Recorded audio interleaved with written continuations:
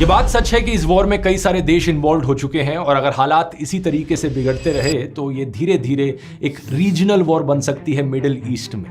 लेकिन इसे world war 3 कहना ये एक बहुत बड़ा मजाक है। ऐसा मैं क्यों कह रहा हूं? क्योंकि ये पहली बार नहीं है कि ईरान के देश ने इजराइल के देश पर हमला किया हो इस साल। कुछ ही महीने पहले की बात है, 13 अप्रैल को 300 से ज्यादा ड्रोन्स और मिसाइल्स की बौछार हुई इजराइल के ऊपर। अगर आप टोटल मशीनरी डिप्लॉयड के मामले में देखोगे तो ये अप्रैल वाला हमला अभी के अक्टूबर वाले हमले से कहीं ज्यादा बड़ा था। करीब 170 ड्रोन्स, 30 क्रूज मिसाइल्स और 110 बैलिस्टिक मिसाइल्स इजराइल के ऊपर छोड़ी गई। बस वो अलग बात है कि हमारे न्यूज चैनल्स उस वक्त नरेंद्र मोदी का प्रचार करने में बिजी थे क्योंकि इलेक्शन सीजन चल रहा था। नहीं तो ये अप्रैल वाला हमला कई मायनों में अनोखा था। ये कई दशकों में पहली बार था कि किसी और देश ने इजराइल के ऊपर हमला किया हो।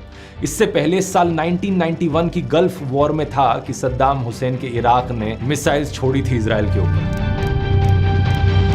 लेकिन अभी अप्रैल में क्या कारण था ईरान ने यह हमला किया? ईरान कहता है रिवेंज, रिटेलिएशन। करीब 2 हफ्ते पहले 1 अप्रैल के अराउंड इजराइल ने एयर स्ट्राइक करी थी सीरिया देश की कैपिटल सिटी दमास्कस में। इस एयर स्ट्राइक में ईरान के 7 अफसरों की जान चली गई, जिसमें ईरान एम्बेसी के एक टॉप जनरल भी शामिल थे। अब जाहिर सी बात है, किसी भी देश के अगर आर्मी ऑफिसर्स मारे जाएंगे तो कोई भी देश खुश नहीं होगा, और यहाँ तो एम्बेसी पर बम गिराया गया। तो अगला सवाल आपके मन में उठेगा कि आखिर इजराइल ने ये एयर स्ट्राइक क्यों करी? इजराइल ने कहा कि ये कोई एम्बेसी नहीं थी, ये एक मिलिट्री बिल्डिंग थी, और जिस ऑफिसर को मारा गया वो हिजबुल्लाह के साथ बड़े क्लोजली लिंक्ड था। ये हिजबुल्लाह की स्पेसिफिकली बात करें तो ये दुनिया के one of the most heavily armed non state groups में से है। एक शिया मिलिटेंट ग्रुप जो उभर कर आया था साल 1982 में, जब इजराइल ने लेबनान देश का इन्वेजन किया था। साल 1985 में ये ऑफिशियल बने और अपना मैनिफेस्टो बनाया इन्होंने कि ये लेबनान से वेस्टर्न पावर्स को बाहर निकालेंगे और इजरायली स्टेट के डिस्ट्रक्शन की मांग करते हैं। ऑलमोस्ट सभी वेस्टर्न कंट्रीज, अमेरिका, यूरोप के देश हिजबुल्लाह को एक आतंकवादी संगठन मानते हैं।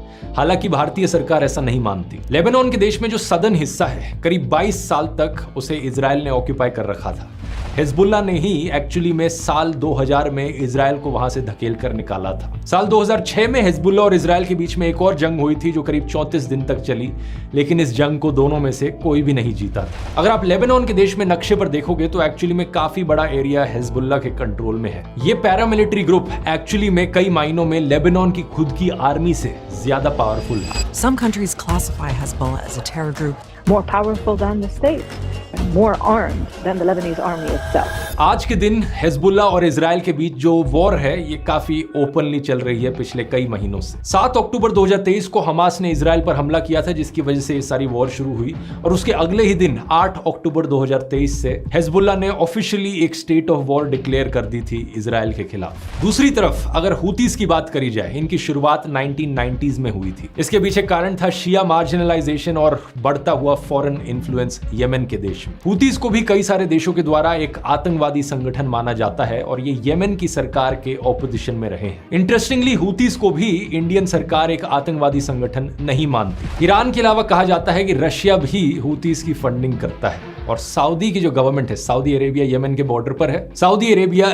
यमन सरकार के सपोर्ट में है वेस्टर्न कंट्रीज के साथ। इस नक्शे में आप देख सकते हो कि सऊदी अरेबिया और ईरान 2 बड़ी रीजनल पावर्स हैं मिडिल ईस्ट की, और अपने आसपास के देशों में दोनों ही देश या तो किसी दूसरी सरकार को सपोर्ट करते हैं या उस सरकार के खिलाफ रेबल्स को सपोर्ट करते हैं। यमन में सऊदी की सरकार यमन सरकार के फेवर में और वहां के रेबल्स के फेवर में है ईरान। इराक में सऊदी इराक सरकार के फेवर में, ईरान रेबल शिया ग्रुप्स के फेवर में। सीरिया में भी यही हाल, लेबनान में भी यही हाल। और इंटरनेशनली अगर देखा जाए तो western countries, USA, European union, ये सारे सऊदी के फेवर में ज्यादा आते हैं, और रशिया और चाइना जैसे देश ईरान के फेवर में ज्यादा आते हैं। तो आप मोटे मोटे तौर पर देख सकते हो कि किस देश का अलायंस किस तरफ है, और यही कारण है कि सऊदी अरेबिया का देश ईरान के देश के भी काफी खिलाफ रहता है। इवन दो दोनों मुस्लिम कंट्रीज हैं, लेकिन सऊदी अरेबिया सुन्नी डोमिनेटेड है और ईरान शिया डोमिनेटेड है।